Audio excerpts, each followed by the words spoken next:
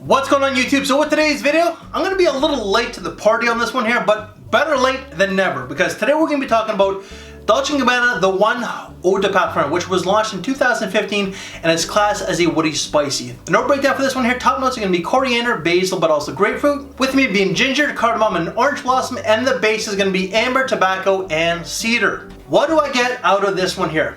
This opens up with warm spices of coriander, but I also get the amber straight away. Now the amber is listed as the base note, but for me, I get it right off the bat. And that spice, that warm spiciness of the coriander, but also that cardamom, which comes in a little bit later, it probably comes off like right at the top, but I just get like warm spices, all right?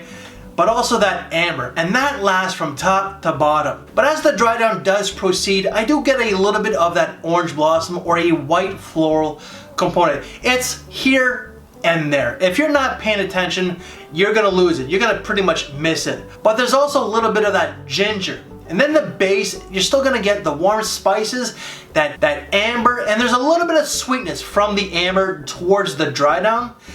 But you're also gonna get that tobacco and a little bit of woods.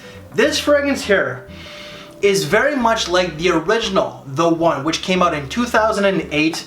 This for me it smells very similar, but it's a little bit deeper. It's a little bit more dense, a little bit more thicker, but they smell very much alike. Longevity off this one here, the original, a lot of people have complained that it just didn't last. And I ended up reviewing that one years ago, and boy was I really bitchy and whiny in that very video. Mind you, I still am to this very day, so that was 8 years later. Not much has changed. But when news came out that they were releasing an EDP concentration, a lot of people were very excited that this is gonna last a lot longer than the original. The original smells great, okay? But a lot of people were let down by the longevity. I think the original was 4 to 5 hours. People said that they only got like 5 to 6. Well, I gotta say, I must have great skin chemistry because I get 8 to 9 hours of longevity with moderate to heavy projection. This can be a little bit heavy if you over apply. 3 sprays of this and you're good. Even if it only lasts 6 hours, it's still, you can't complain. I get it. It's an eau de parfum concentration, so you would expect that it would last a little bit longer. Just give an extra 2 sprays to get maybe an extra hour, or even like halfway through the dry down, just spray again. Just give it an extra spray or 2 and you should be good. And just like the original, this is fall and winter. Versatility, very much the same as the original. This is super versatile. Daytime, nighttime. It does have a little bit more of an older feel to it, a little bit more mature, but someone in their 20s can rock this very easily. But I'm thinking of someone who's 30 and up. This has class, but at the same time, it has sex appeal. When the original came out in 2008, it was so unique, so original that a lot of people was like, holy shit, this smells so different. It was sexy back then, and I find that this one here, even though it's 6-7 years old, is sexy now. Price tag for this one here, I've seen these range anywhere from $50 to $100 Canadian, so just shop around. My wife's thoughts on this one, well, she loved the original and she loves this one here. She gets the amber, the spices, but she also gets a little bit of orange blossom as well.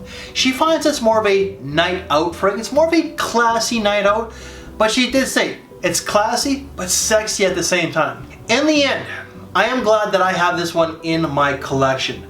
It's just a phenomenal fragrance, and I'm glad that I got good skin chemistry. Even if it only lasted 6 hours on my skin, I would still be happy. The original I still enjoy. I don't have the bottle no more, but this one here I find is better just because of that concentration. It's a little bit deep and a little bit thicker than the original. Yet if you want the original, the EDT, you can't go wrong. Just reapply as the day goes by because the performance on that one is not all that good. 5 to 6 hours is what I got from what I remember. But this one here, if you want something that's gonna last a little bit longer, and it may not last all that much longer on your skin, just reapply, but test it out if you can. The versatility, the price tag, the smell, I think it's a 5 out of 5 in my books, and I don't give too many ratings anymore. However, for me, this is worth every penny. Everyone, that is my review of Dolce&Gabbana, the one Eau de Parfum. So I'm going to dive into this brand a little bit more. What videos to watch next? Well, because we're talking about Dolce&Gabbana, then why don't you check out these two corners right here. And before you go, please make sure to give me one of these, as I really would appreciate it. I thank you for your time, take care, and I'll see you later. Thanks for watching, everyone.